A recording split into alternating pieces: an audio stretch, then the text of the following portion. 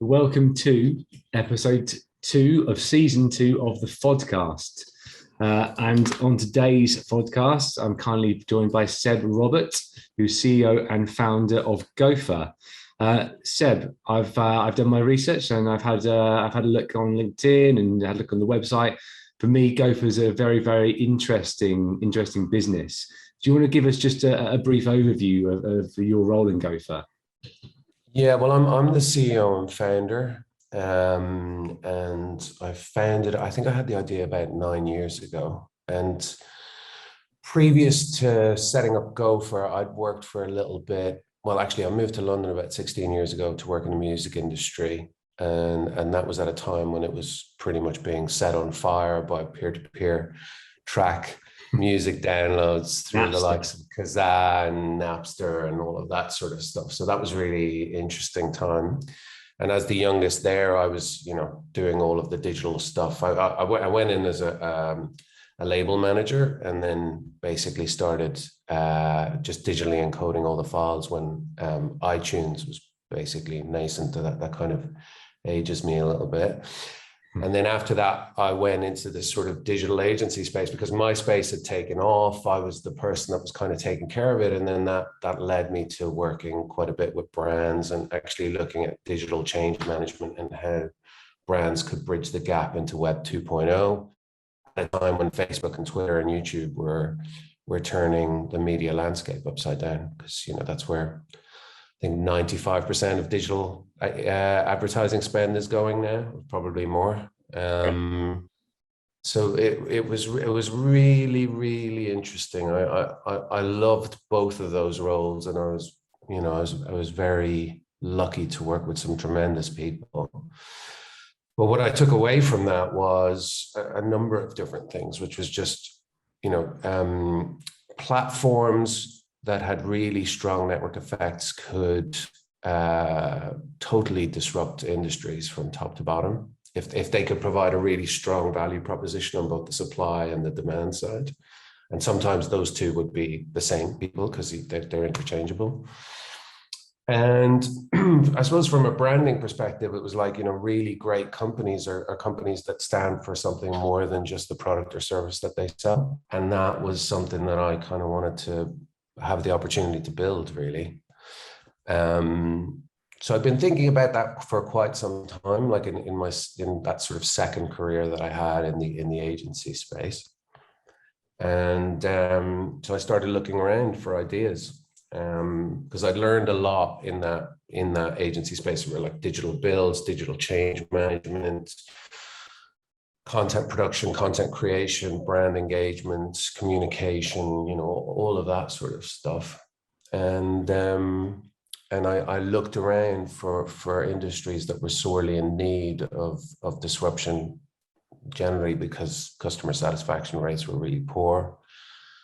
And what you find, or what you've always found, is like generally in the UK, and much like the rest of the world, banking and logistics is somewhere close to the bottom, if not completely rock bottom, when it comes to like overall customer satisfaction. And I didn't want to get into banking, and I didn't know anything about it. I didn't know anything about finance. My wife works in it, and I could tell she wasn't really into it. And it seemed like there was a lot of red tape.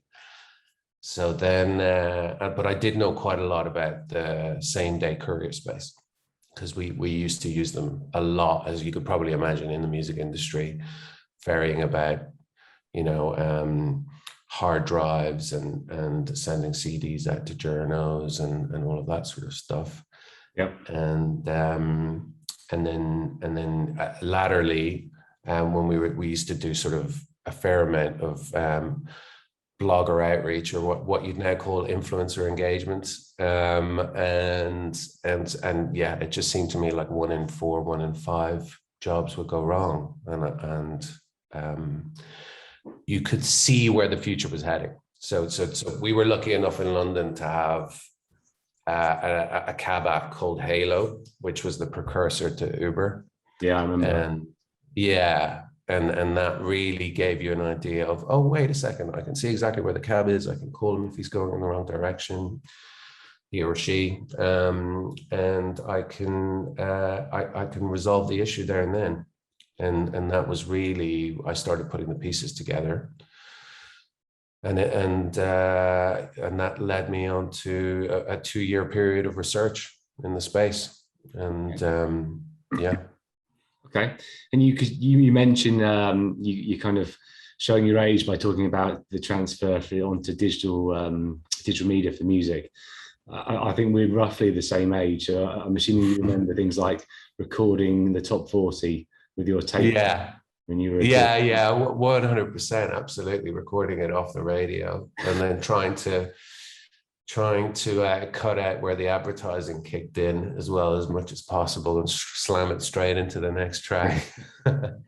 That's something my daughters will never experience, which is a shame. Indeed. Really. Yeah. But you didn't. So you didn't come from because you were a BA of arts, I think, Ulster. Is that right? Yeah, So that's right. Yeah. You didn't come from a technical background per se. No, I was always far more into literature and culture and the arts. I never really came from that sort of technical background. I hung around with a lot of technical people, and I think I've always floated between the sort of the nerdy crowd and the cool crowd. So it was, but I think that was the bit where I suppose I was interested in technology insofar as, okay, how can you apply this in a way that will lead to better outcomes across the board for people? And I think that was the bit that really, really interested me. And that's the bit that still continues to fascinate me. I mean, before getting involved in sort of social media, I'd read this thing that looks quite quaint now called the Clue Train Manifesto. I don't know if you remember that, but it was basically a sort of a Lutheran-esque sort of 99 thesis on how the Web 2.0 was going to change everything. And because effectively markets were conversations, Web 2.0 was leading to more and more conversations on the web. And as a result, bad actors, bad companies would be weeded out, and it would lead to, this kind of new dawn of a better world. And at the time, nobody was thinking of filter bubbles and disinformation and I guess that the levels of sort of truthiness that are flying about the internet at the moment. And that's why even with Web 3.0 that I'm looking at that, which I'm also fascinated by, I'm a little bit less enamored with the whole crypto will completely open up doors to, less corrupt governments and yada, yada, yada, which tends to happen a lot flying about on crypto Twitter. I don't know if you're a follower, but yeah. Crypto's come up a number of times on the FOD. Yeah. There are very, very different views from most people. I've not got a consistent view from anyone, really, any two people so far. I think it's accepted that it's going to become more and more a part of our lives, and retailers will start to adopt it. But I think one of the things everyone is talking about is the centralization of the cryptocurrency. How do you manage it in the same way that the currencies are currently managed by governments and banks? So it'll be interesting to see how it plays out. A few friends of mine, some people who work here, have invested in crypto. I've avoided it. I'm not convinced, but who knows? I think only time will tell. I think it will have. I think that what we're starting to see in that space, I think it's Chris Hurd who's written a really interesting blog post. He's a venture capitalist at Andreessen Horowitz, who says that every new technology initially looks like a plaything, and So for example, early mobile phones, when you were kind of carrying around a suitcase, people would just think, well, this is completely pointless. It's a toy. I mean, you're just showing up. And I think what we're finding in the crypto space now with kind of NFTs and these kind of games that people are interacting with, it all just seems like it has zero value. But I think it does. I mean, if you look at kids these days and they're playing Fortnite, and, I mean, I hear that some of them are even bullying each other if some of them are wearing a season 3 skin in season 5, so there is value to digital artifacts, I guess. There already is that. I mean, any parent who has to buy their kids, FIFA packs will know that, right? They can understand that. Yeah. So I think it's how do you then make that next step into something where it becomes a tradable asset? And I think it's very, very early days. I think maybe the thing to stop thinking about is, how do we make something that's analogous to what we already have now? I imagine what will be built that has use moving forward. A lot of us can't even imagine what that is and what that looks like right now.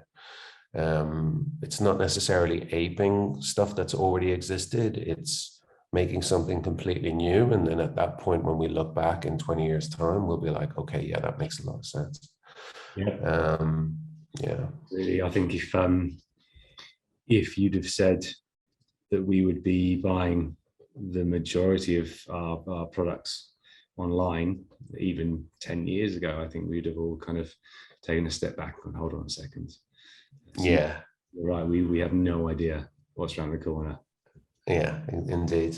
Yeah, I'm very excited by it. I personally have I've invested in crypto, and also, and we might get into that in a bit, but like, weirdly, when I look at the principles of Web 3.0, meaning, rather than focus on the community, focus on the individual, really focusing on sort of contracts and personal accreditation. A good way to be able to have a distributed truth that has been rubber stamped across the board by multiple actors. I think that weirdly Gophr has been built on those principles, but not knowing that Web 3.0 is coming down the road. I mean, the vision that we had in mind when I first started out 9 to 10 years ago is very similar to the one that I've got now. I wish it had moved a lot faster than it has, but it's what we're trying to do is incredibly complex, and hopefully we can get into that in a minute. But yeah, I've been a little bit surprised at how close the principles under which we want to build Gophr has really mirrored what Web 3.0 is meant to deliver. So yeah. A nice coincidence then, really. Nice coincidence. Whether we ever get there, who knows? It might never happen. But yeah. Well, hopefully when we get into it, I might be able to explain that a little bit better. You've been running the business for, you say, 9 years? No, well, we kicked off, it would be our 7th anniversary on just September 1st, just gone. So I sat at a desk by myself on September 1st, 2014 to start building the MVP. My co-founder came on board probably about 2 weeks later. And then we had the MVP built about 5 to 6 months later. And that's when we started, revenue generating. So March 2015. Okay. Yeah. And so to give you a little bit of an idea of what the business actually is. So the plan was to build a system. So after the 2 years worth of research, I'd understood that on the demand side, so whether it was customers that were working as receptionists or office managers, all the way through to postal room and loading bay managers at like massive buildings, containing 5,000 to 10,000 employees, say out in Canary Wharf. The problems were basically the same, right? They looked at existing B2B courier solutions and they were like, listen, I'm just fed up with these guys for the following reasons. There's a lack of transparency over what's going on. I very rarely get, tracking links, live tracking links, if ever. And when I'm, or when I'm supposed to get them in my SLAs, for whatever reason, they seem to break down. And number two is there seems to be a lack of communication. Like, so every time I want to find out where my parcel is, I have to go through customer service and then potentially get a call back half an hour later. And if sometimes I don't, so I have to call back myself. And a lack of flexibility in terms of being able to manage work in flight. And that's the same for, a supply chain manager for an e-commerce business, right? It's very little oversight and very little opportunity to be able to change things. And lastly, and this was not something that I was being told per se, because it wasn't something that they could think of at the time, but it was like, there's very little opportunity to be able to design what the customer experience should be on the door, right? It's just kind of like, I've got two options. They're either I can send something with a premium delivery group, or I can send it with a standard delivery carrier, and it'll be like, you're going to get a slightly, or in theory, you should be able to get a slightly better experience with the premium group. So in the same day space, it's going to be like someone like a GLC or a Crawford's, and then or even Addison Lee, and then sort of your standard would be like a City Sprint. In next day, it would be DPD versus I don't know, Yodel or Hermes or something. So that was on the customer side, quite a bit of frustration. And then on the courier side, a lot of the stuff that you're seeing right now. I mean, if you've been reading the press over the last 3 or 4 years, everything that's been kicking off around the gig economy, none of this is new. I mean, all of this was happening when I first started looking into this space in 2010. So couriers who were fed up with this idea of like, oh, you're self-employed, but it's bogus self-employment, because in fact, they probably have the same amount of control, if not more control, over the courier. In fact, the dispatchers in the courier industry are called controllers for a reason. That this kind of feeling of like constantly being ripped off, of not knowing how much you were going to get paid on a Friday, if you were going to get paid on a Friday, finding these yourself being docked for various different bits and pieces. Now, that was fairly rife in the courier industry back then. I think it's still a little bit, still happens from time to time. It's certainly not something that happens with the new breed of sort of delivery apps or gig economy apps, as they've been branded now, but still seems to be a bit of an issue in the broader sense in the industry. And then this feeling that you were always being kept at arm's length from the customer, even though generally, as a good courier, the dispatcher or controller would normally put you normally on the same routes, because they know that a specific customer likes you. But at the same time, this feeling that, even if you build that relationship with the customer direct, you can't necessarily take them away, even though, because a lot of these guys, even though they were really bright, just couldn't handle the ability to be able to build a business around customers that they had a really good relationship with, but also just not really that interested in dealing with all of the admin and having to chase down invoicing and getting, and themselves then having to worry about getting paid over a certain period of time. So that's the risk that you run by becoming a sole trader as well. So when I spoke to them, like the main thing that they were really interested in is, oh yeah, I'd love to be able to genuinely be self-employed, team up with my mates and just go after all of the kind of customers that I have a great relationship with, because they know they can trust me as soon as they hand over the package. So I thought that was really, really interesting. And that those solving all of those problems on the supply and the demand side was how we set up Gophr. So what we what was happening at that time, so if you cast your mind back to 2014, I mean, Deliveroo was founded in 2013. So that whole period was very much from 2013 to 2017, I would say, was kind of like the dawn of the sort of hot food startup kind of wars. You know what I mean? It was very much what you're seeing in the 10-minute grocery delivery space now, right? It's exactly the same. It was like, and there was so many players that have raised so much money in that space. I mean, you can what you're seeing in the grocery delivery space, you can probably knock off a zero going back there. So it was kind of like the 5, 10, 25 million, 50 million. So that was kind of people like Quick Up Gin, Stewart, who are still around, Take It Easy, Swished, Henchman, Bulk Fleet, like the list can go on. But they were all built on very simple principle, which was, and presumably calculations that were made in an Excel spreadsheet, which was like, okay, I've got a courier. I'm probably going to have to pay them somewhere between 10 and 15 pounds an hour.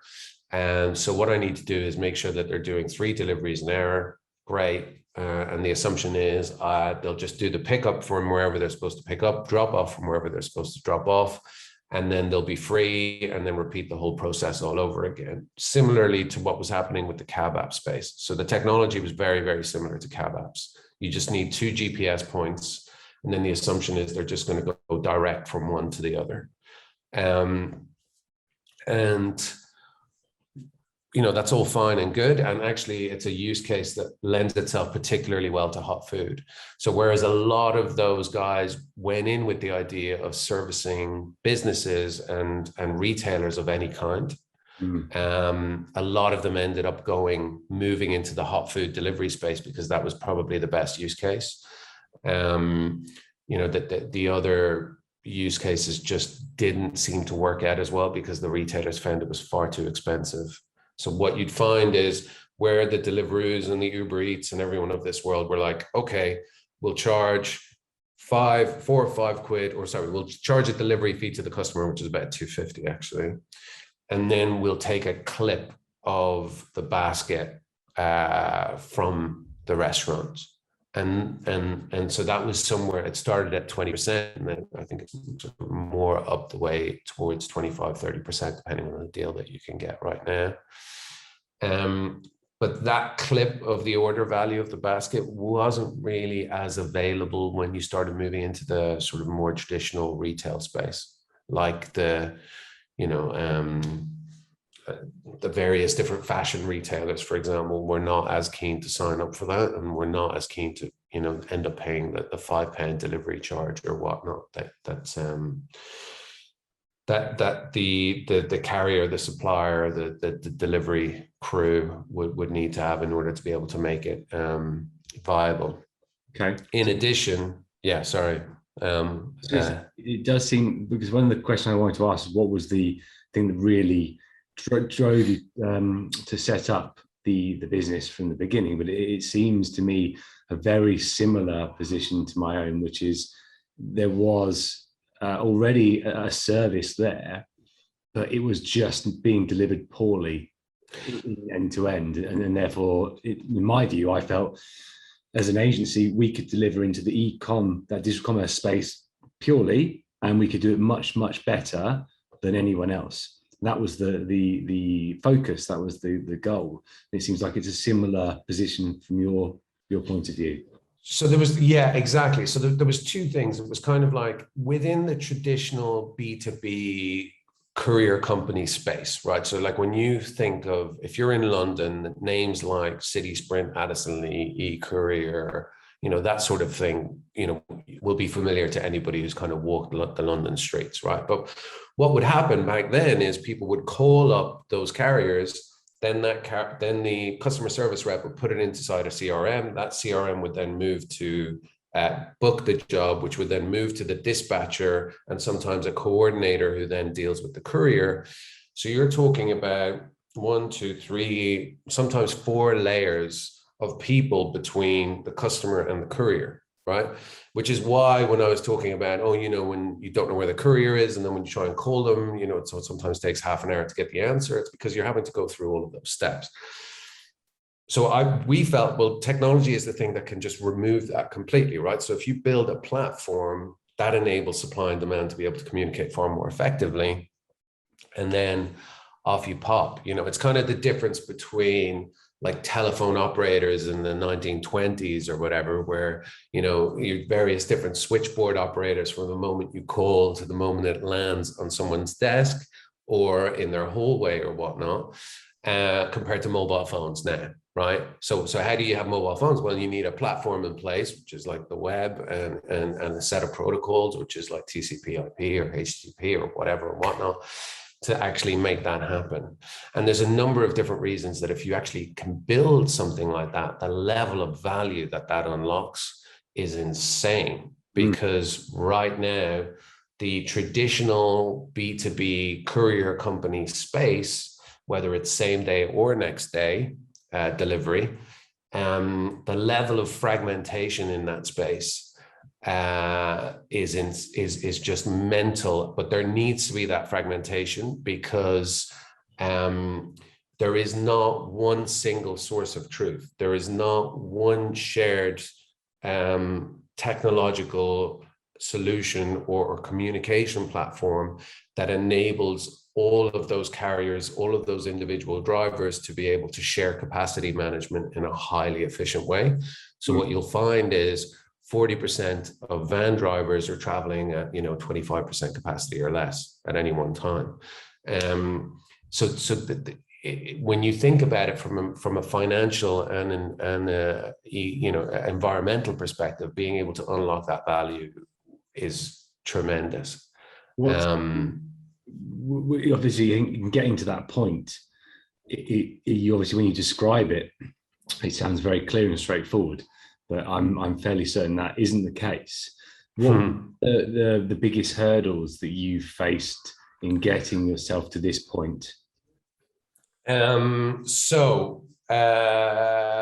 going all over the place, but all of this does have a point, because effectively, the biggest hurdle for me has always been the perception around this space, and kind of explaining how ridiculously complex this whole field is, right? So if you want to move into building a technological solution that will automate or disintermediate that sort of traditional courier company space, that the old carriers that I just mentioned, broadly what you need to do is you need to provide every single type of industry sector with every single type of same-day delivery service that you can think of across every single vehicle type that you can think of.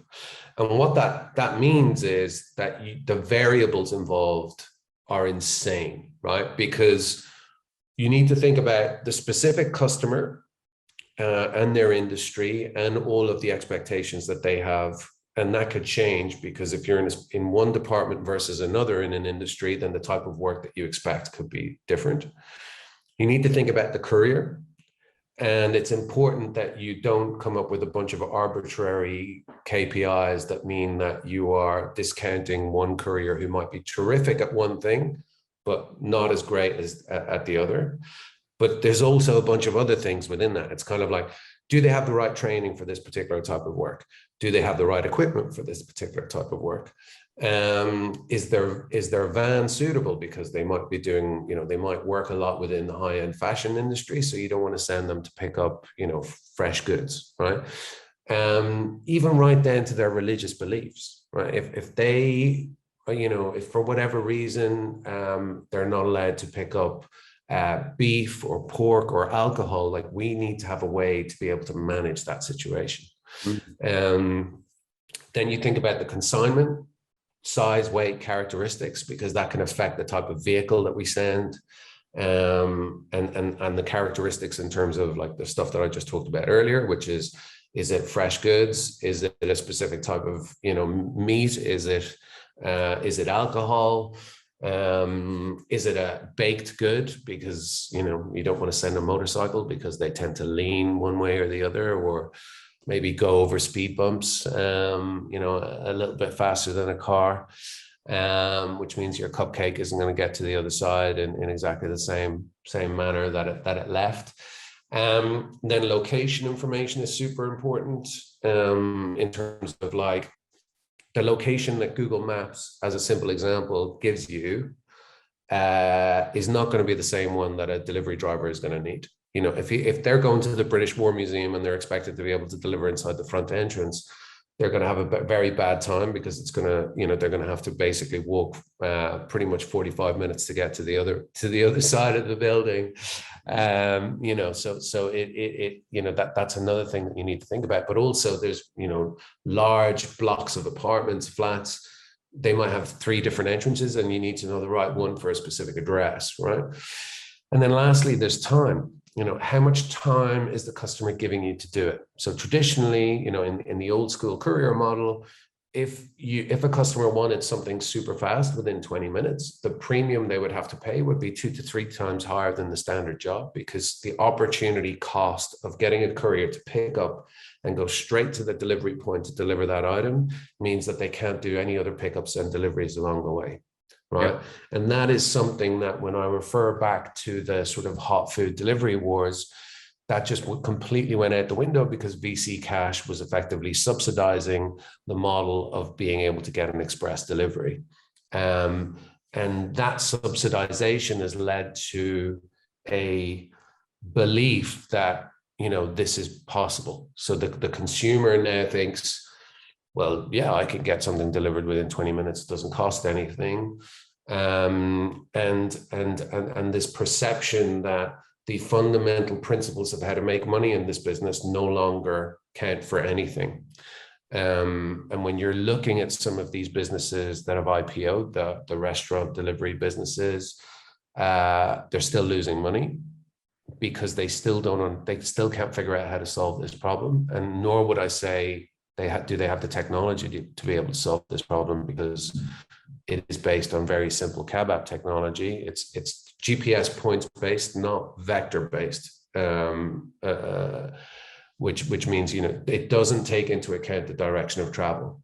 I'm sure everybody has had that experience where they've ordered something and then they've seen the delivery driver move away from the restaurant and where they're supposed to be delivering to your home to somewhere else first before coming back to your home. It's because they're not organized in a smart way, right?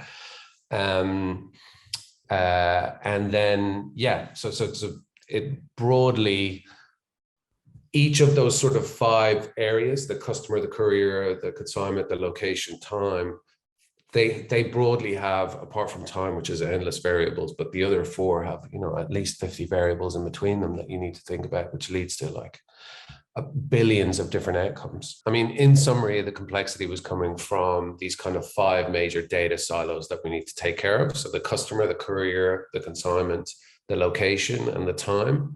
And then with time, which, you know, I mean, there's endless variables around time, because that can be affected by weather, it can be affected by other actors, you know, receptionists, people not being ready with their package in time, and so on and so forth. But broadly, you know, the other 4 have on average about 50 variables each. And when you start multiplying each of those variables, all of a sudden you've got billions of potential outcomes where things can go wrong, right? So we need to be able to mitigate against those, and the value that we bring as a system is really understanding all of those data points and then being able to match them to deliver the most optimal outcomes. And that will always be a work in progress, you know. But broadly, what we're trying to get to is becoming like a minority report for parcel management and parcel delivery, by enabling the customer to define exactly what they want and getting the very best couriers that we possibly can to you know, deliver it exactly to those kind of standards. And then the way we can do that, you know, I could probably go into a little bit more detail on that as well if you wanted, but yeah. What was the from a business and running a business point of view, what was the best piece of advice you were given at the start? Um, I'm not sure it was advice. It was more like an observation. So that seemed to ring true. So there was a guy called Liam Carroll who used to run sort of the London. He was the managing director of one of the London sites for a business called Rico Logistics. He sadly passed away now, but he basically said, "Look, I think Seb, I think this is a great idea." But it's either going to take a shitload of money and engineering prowess, or it's going to take time for you to really understand how to do this. And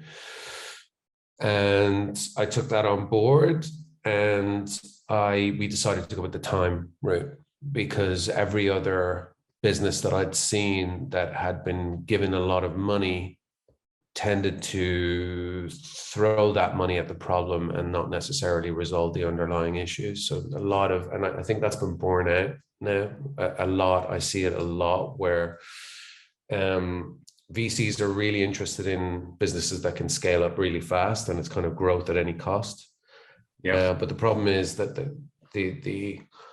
you might build a business that can sort of dominate, but is it actually long-term sustainable? Because have they built it on a really strong infrastructure with really strong first principles on how to really build a sort of an economically sustainable, healthy business? And our approach is not really in fashion, but I hope it leads to much better outcomes and a business that can last far longer than some of the others that have taken the growth at all costs approach. So we'll move on to the digital commerce growth the last couple of years and the pandemic. But one last question on the business operating point of view. Knowing what you know now over the past 9 years of running this business, would you do it again? Would you start up from scratch? Having all of the knowledge I have now, would I start from scratch? All the pain, all the hurdles, all the having the knowledge I have now, yeah, absolutely, because I reckon I could probably do it, much faster. But knowing how long it was going to take to get to where we are now, if somebody had told me, look, it's going to take you 8 years, when I thought it would probably take about 3, I probably would rethink it. But if I had all of the knowledge that I currently have, I'd be like, yeah, let's do it, because there's a bunch of different stuff that I would probably do differently. But yeah. The reason I asked that specifically because our businesses are approximately the same age. Yeah. And if I was asked that, I'm not sure I would do it again. Yeah. But the thing I try and keep in mind is that from the beginning of starting my business to now, we've been through the back end of the financial crisis, we've been through Brexit and a pandemic. I think in general terms, we're quite unlucky to have undertaken those 3 big issues, and they all would have had a big impact on the economy and in turn our businesses. Yeah, and there was an additional load of different challenges that we'd had from the beginning with regards to investors and various different bits and pieces and challenges that were set as a result of some of those issues that you've just mentioned. And it's kind of I think it's Reid Hoffman that has said like any good business has come to close to death, at least on several different occasions, and I think that certainly applies to us for sure. Yeah. But what doesn't kill you makes you stronger, and I think having the knowledge I have now and starting from scratch, like even if Gophr ended tomorrow, I'd be like, right, so somebody's going to do this, so I might as well just do it again and do it as fast. But if you had told me, look, it's going to take you 8 years to get to where you currently are now, I'd probably be like, oh, actually, maybe I should go off and do something else. But to be honest, I don't regret any of it. It's been really interesting, and also the team that we built has been absolutely amazing. Like really, really believe in the mission. And right now it feels more achievable and more real than it's ever done. So we're even more motivated now than we were before. Like the thing that really blows my mind is at that time, I thought we were late because, Uber was talking about setting up their own Uber business called Uber Rush that had come out in May of 2014, which was them tackling the courier industry. And they started out with cycle couriers, much like we did. They took a very similar strategy. But if you had told me, Uber won't have done this within 8 years' time, I would never have believed you either. In regards to what you're saying, now feels like a great time. The team is good. The mission is being bought into by the team. Is that a reflection of the pandemic and digital commerce has always been on the rise last 10, 11, 12 years? It's just been exponentially driven by the demand to buy online, the fact that no one could do anything but. So is that just now an absolute opportune moment for growth for Gophr? This is the golden time, right? Well, it is. Well, in a way, for us, the pandemic has been a bit of a weird. I mean, obviously, it's been. We're in an industry where has done I hesitate to say this, but it's done well out of it. It's the e-commerce piece. Everybody's seen that chart where you've seen like 5 years of evolution, in the space of 3 months for the first lockdown and stuff within the e-commerce space and the delivery space. But for us, it was a bit of a mixed bag because we built our entire business from the ground up at the beginning on servicing SMEs within the London courier space. So, and those SMEs, within the first 2 weeks, we did really well in sort of like moving desks around and screens so that people could work from home. But then that SME space was completely decimated, right? But then thankfully, because we built, as I said before, we're incredibly flexible in that we've been built from the beginning to service any type of industry across any sector, across any vehicle type. That then meant that when there was all these enterprises going, enterprise style businesses, really big high street retailers and so on and so forth going, we need to find a delivery solution that can solve our problems because, footfall is down massively. We were then very quickly able to maneuver ourselves and support and deliver those services. And so it's been good for us from the point of view of expanding throughout the rest of the UK. And getting a foothold in 57 of them, the biggest 59 cities across the UK, and get some amazing clients like Co-op and Screwfix, and we've recently just launched a trial with Asda. So that never would have happened. And other clients like Boots that we've supported, ongoing support for Net-a-Porter, which has always been there, and a bunch of others that I could go on. So that's been good. But also, I would still say that, a large percentage of our clients just disappeared overnight, and that's only starting to come back now. So yeah, it's been a mixed bag, but overall, do I think for the future of the business, has it been good? Yeah, I think so. And I feel very fortunate to be able to say that, because it's not been as kind for other startups and other companies up and down the country. Yeah, I 100%. I agree with that sentiment because we're in a very similar position. Yeah, pure luck for us that off the back of the pandemic, our industry sector has gone crazy. Yeah, we suffered much the same as a lot of people because recruitment is not something you do when your revenue stream stops, right? Yeah, exactly. Cut back on. However, the industry sector we are in now is a good place to be. And like you, we're grateful for the fact that it's recovered and we can make back some of those losses that we incurred over the past 18 months. Indeed. In terms of the changing face of retail, because obviously what you've done is pivoted as a business to adapt to the situation, and you've started to work with different clients effectively.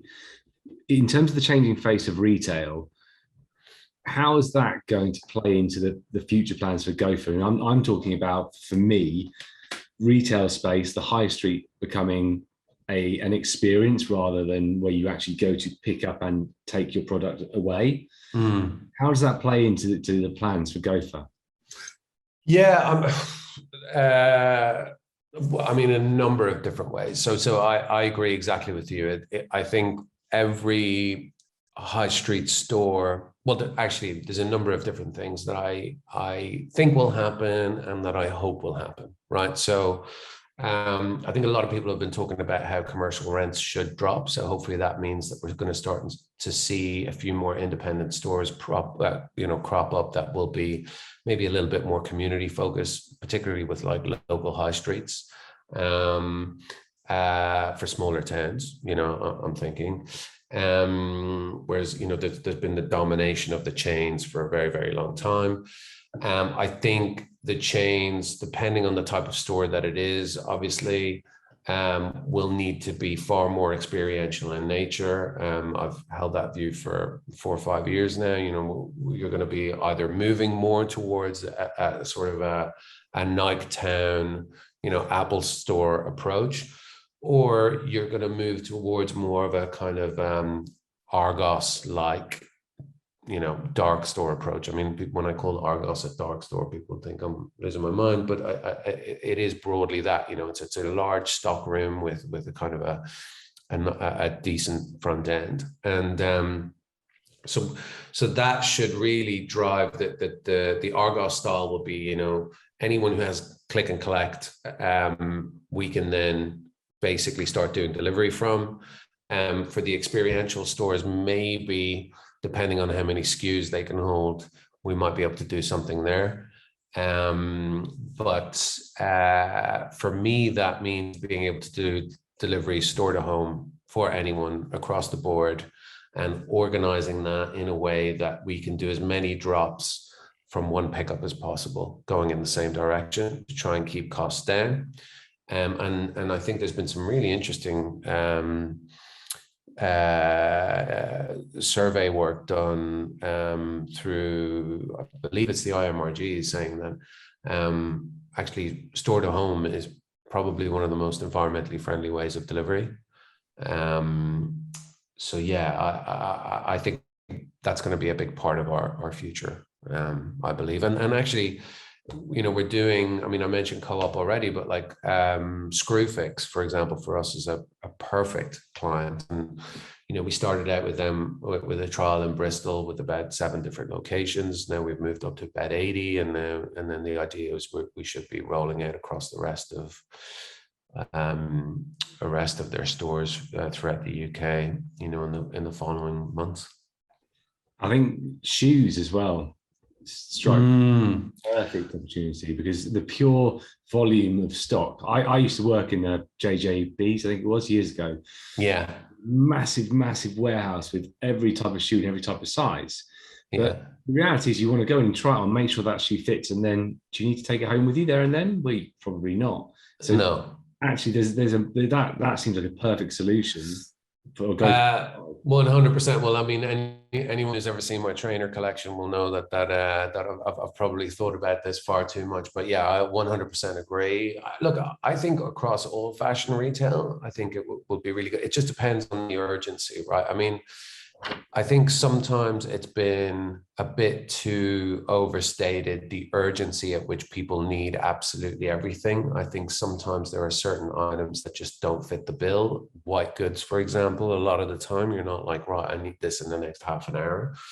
And I think some people, they're a bit more patient, but it is undoubtedly true that expectations will continue to rise to the point where people will expect stuff to be delivered within reason, within, hours and minutes in the next 2, 3, 5 years. And that expectation is being set by Amazon, has always been set by Amazon. It's also been set by the hot food piece that we've talked about already.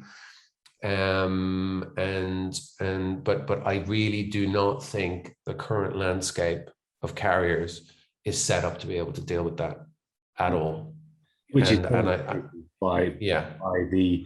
there was, you have Black Friday sales in November and Christmas sales in December, and we've seen delivery fall to pieces the last couple of years. Yeah, 100%. And it is actually kind of interesting now because every single carrier, and I'm kind of moving into next day now, because that's generally the perception that people have when they think of like delivery, particularly with regards to e-commerce. The new, when we went into that first lockdown and it went completely bananas beyond kind of Black Friday, Christmas style stuff, the new water level has been set now. And what's really interesting is seeing how when lockdown eases, all of these carriers that really didn't believe that they could deal with all of this additional volume will now start looking for ways to start filling that volume over time, because that's where the expectation now lies.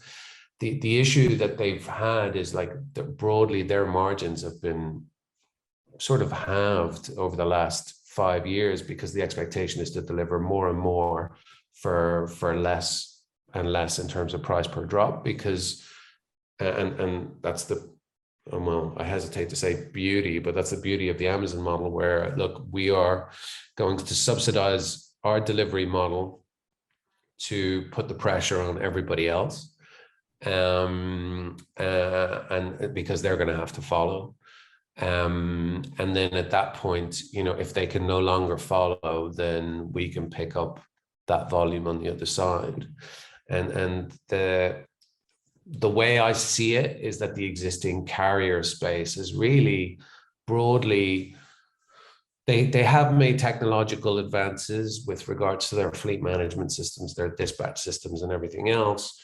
But these are marginal, 1% to 2% gains, which aren't really enough to kind of protect their gross margins, never mind their net margins. And what you find is they tend to put the pressure then on the courier to do more and more for less and less money, which is why you're reading about these horror stories of couriers not being able to stop to pee, or having to pee in bottles, or whatever it is. I'm not going to go much further in that, but it's the end result always tends to land on the courier. My view is actually, what can you do to vertically integrate the entire stack and actually remove a lot of those people who are sitting at headquarters, dealing with administration and various different bits and pieces, of which the vast majority could be automated anyway. And the very, and none of those people that are in those decision-making processes, all of those people that are in those decision-making processes as to putting themselves out of a job are not going to be in any hurry to want to do so anytime soon either. So it's going to lead to a very interesting future, in my view. And I'm looking forward to it. And that I certainly agree with. I think we could talk for ages on this topic, but I'll be told off by our marketing guys if I go for too long. But from my point of view, one of the most interesting things to try and understand from you is, with digital commerce, people buying products and services online being so fundamental to what you guys do. What do you perceive to be the biggest changes that are coming in the future in terms of technology and the use of technology in digital commerce that are going to impact how we're buying products and services? Well, it's probably a nice way to wrap up the conversation, Tim, because I think from my perspective, if we are successful in our mission, the value that we can unlock in terms of capacity management. So for example, there's 22,500 courier companies listed in the UK, according to the Office of National Statistics. That blows people's minds when I tell them that. Yeah. 20,000 of those are turning over less than £500,000, according to the same source. And 10,000 of those are making less than 50K. So you can broadly think that each one of those are individuals, and then the less than 500 grand, they're probably like a group of 10 to 15 to 20 vehicles. that means that there's a lot of wasted capacity, and I've already given the stats on that. But if you can put them all under the same umbrella, and you could get them to share the same information around, okay, this is a booking, this is a consignment coming through, it needs to go from A to B, and so on and so forth. And then you've got basically all of the demand being matched up to all of the supply. Then you've got less wasted trips, but you've also got more efficient capacity management. And you also have more optionality in terms of what you can actually do, meaning that there is potential for us to pick up an item from the local JJB and deliver it to you while you're in the pub, for example, just at the click of a button. Or if you're on the move and you decide you're on a pub crawl or whatever, we'll just pick you up at the next pub, because you can still carry the item, Yeah. So, but that's just the kind of the level, if it was a fridge, it would be a different system. So the consignment is too big, so we have to deliver it to your home instead. And then you can tell us whether or not, well, I'm not going to be here because I'm on a pub crawl, and I'll be home 3 hours later to build. And we can do that for a small fee, right? So that's the level of it's the future at all times should be about faster, more flexible, more transparent, better communication. And that's really where logistics is going to have to go. And those are the principles under which we've built the system, basically. Yeah. All right, amazing.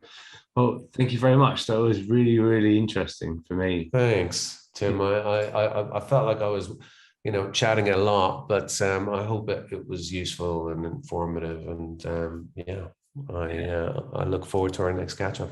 100%, absolutely. Thank you very much.